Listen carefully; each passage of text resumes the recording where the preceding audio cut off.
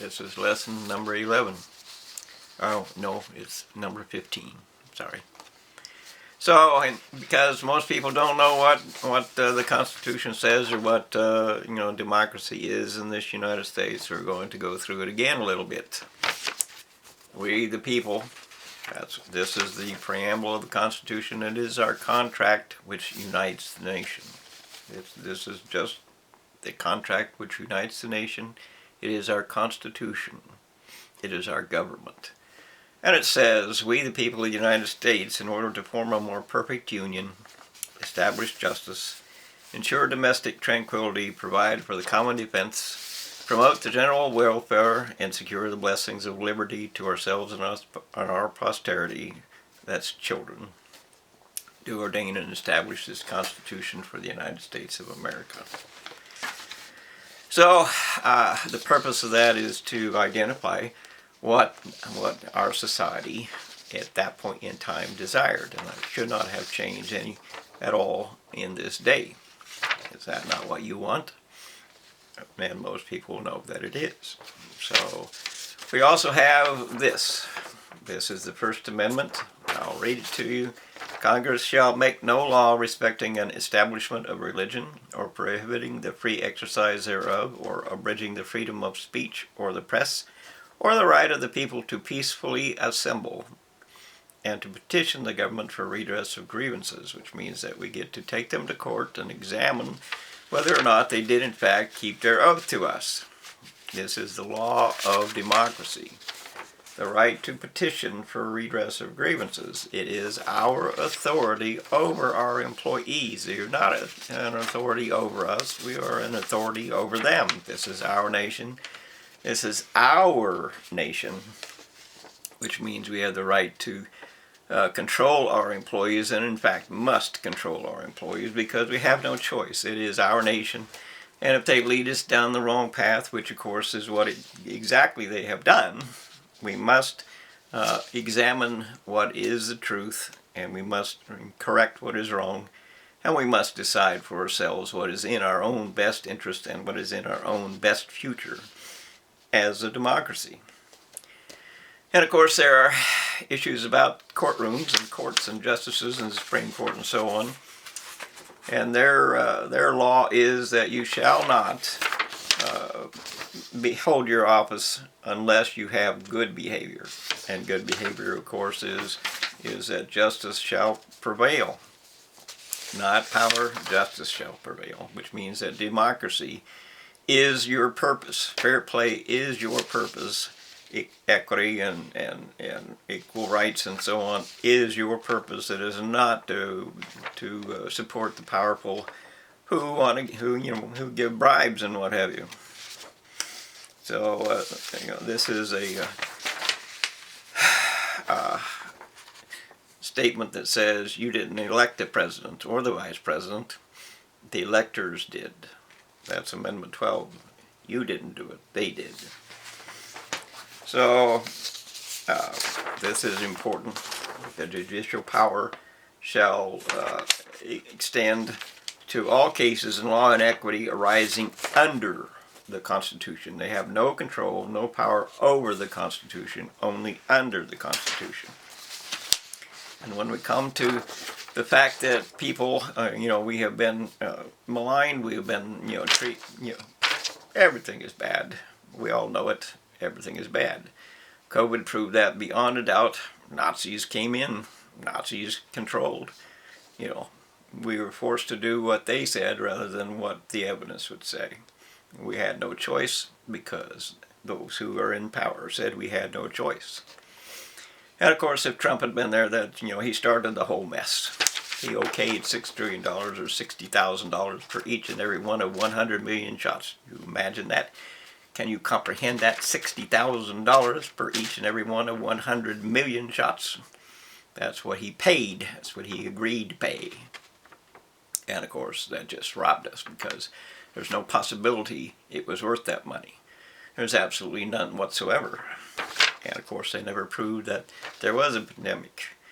But here we go with the Fourth Amendment, which is also important to you because it means they cannot or could not, and that applies to the states as well, bankrupt us, which is exactly what they did. They bankrupted us. And of course, in 2008, when there was a problem with the economy, because now we know that their things are bad, all the people stood up and said, "Lie! Don't correct it, lie!" And that's exactly what they did. It says, the Fourth Amendment, the right of the people to be secure in their persons, houses, papers, and effects against unreasonable searches and seizures shall not be violated. And that's, of course, exactly what they did. $102 trillion of debt is a violation of that security. We didn't do it. They couldn't collect the taxes, so they just spent the money anyway. And how much money did they spend? Well, here's a list. $102 trillion according to the U.S. debt clock, which gets their information from the U.S. Treasury, so they say. $102 trillion is $1,200,000 per each and every one of 100 million people. That is the math. And the math again is explained this way.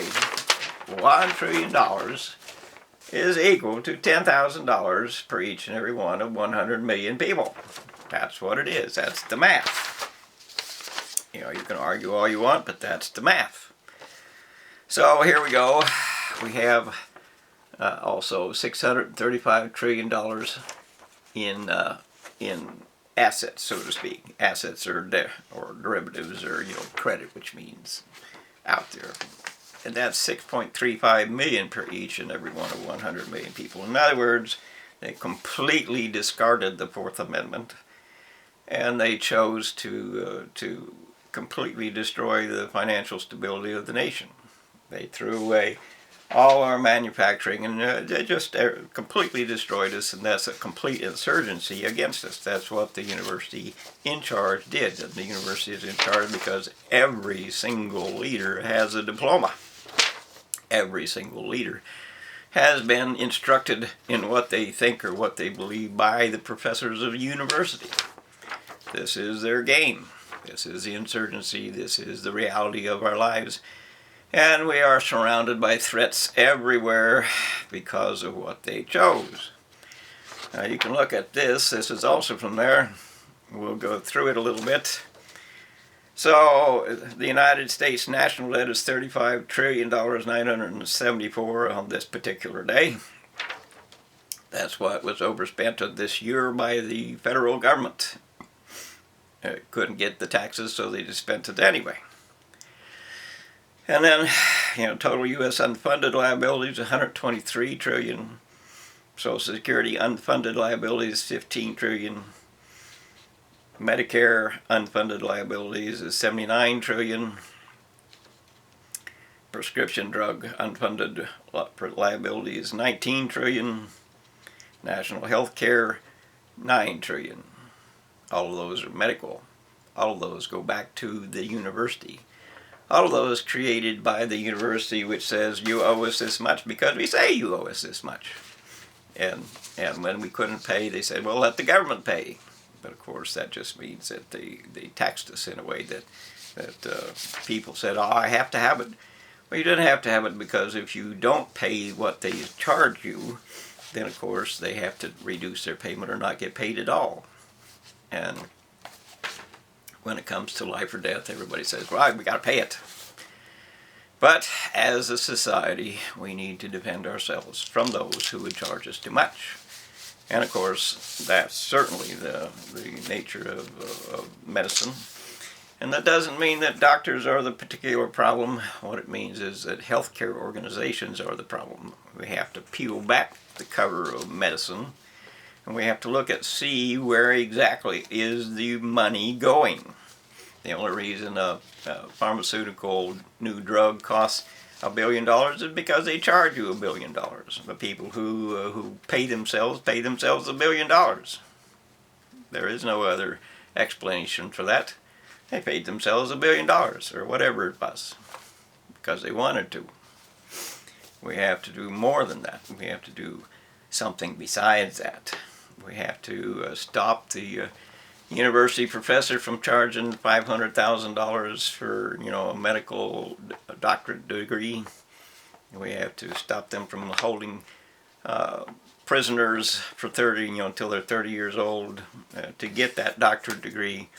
There is no such thing as that. Do you remember what you were taught for the last 20 years? Do you?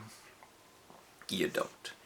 You only need what you need, and that's all you need, and that's all that you use, and that's all that matters. And we need to recognize that, and we need to redo that so that we can, in fact, have competition. They take the entire purpose is to remove the competition. I don't know what it is today, but a few years back I looked, and how many graduates how many doctors are being graduated, and not at that time it was the same number of doctors that was being graduated in 1960 were being graduated at that time. And I don't know if it has changed, but they're controlling the competition so they can control the price. It's just that simple. Controlling the competition, control the price. That's, of course, what high schools are for as well. Not teaching them anything, just indoctrinating them into the University is God program so that they become members of the cult. And, of course, once you get aligned with the university, then you can become a member of the cult because you have a debt that will never leave you unless you obey the university. And so we need to address that. And we need to address water because, as is the current here, Mexico City is in fact facing a water crisis. 22 million people, that's why the border is full, because the Mexico City is running out of water. No water, no life. Simple as that. No water, no life. And we have all kinds of horrible things happening in this nation because the university expert says go ahead and push pollution, toxic waste on top of every water supply. Go ahead and dump it on top. Go ahead, as they've been doing for the last 50 years and pumping it in. I'm going to pump it down 1,000 feet into the ground. Well, measure out what 1,000 feet is and then take a look at what that really is and then decide if this is safe for you. Because without water we die, and with poison water we have endless amounts of birth defects and so on, which are, of course, and then we have cancers because of that, and so on. These are things that the university does. 80,000 or some new chemicals are on the market being thrown out here and there, and of course we have no idea what they're going to do. Just like we have no idea what the end result of the vaccine they used for COVID is going to do. We have none. We have to wait. Asbestos took supposedly 30 years to manifest itself as a disease. Smoking takes 40 for most people. 40 years later. Now we know. It wasn't a good idea. But on the other hand, asbestos, today, in 1990, the amount of people who claimed they were assessed as a victim of mesothelioma was 1 in every 200,000. Today, it's 1 in every 300,000. In other words, for all the claims and all the ranting and raving they do, it's a very small number that actually were affected. Well, what they don't tell you is that how much the lawyers are getting. This is how they fund themselves, how they create their money, how they become rich. Because after all, the average verdict is $2.5 million or so, and the average payment to the victim is $40,000. Think about that. And well, I don't know how much of it went to the lawyer and how much of it went to the doctors, but I can tell you this, that I had a broken fibula, which is a small bone in the lower leg, and at $66,000 I said, you're not going to charge me any more. $66,000 put in 8 screws and a plate. So we have 10,000 things that have to be done. We must defend ourselves. Nobody is defending us. We must defend ourselves. And that doesn't mean to hire Trump or people like him who say, you know, we can just go to war. We can just, you know, throw them out. We can just use a gun. I have a gun. Well, that ain't going to help you. Take a look at all the war-torn places around this world. Take a look. You want to be Ukraine, you want to be Israel, you want to be Hamas, you want to be whatever it is. It doesn't matter. Take a look and see how much, you know, there has been time left over from people in their places that were bombed out. Take a look and see whether or not they've rebuilt. Take a look and decide if that's what you want for your life, for your nation, for your child. Take a look and see if you want mutilated body for that. And remember, the university is mutilating nature.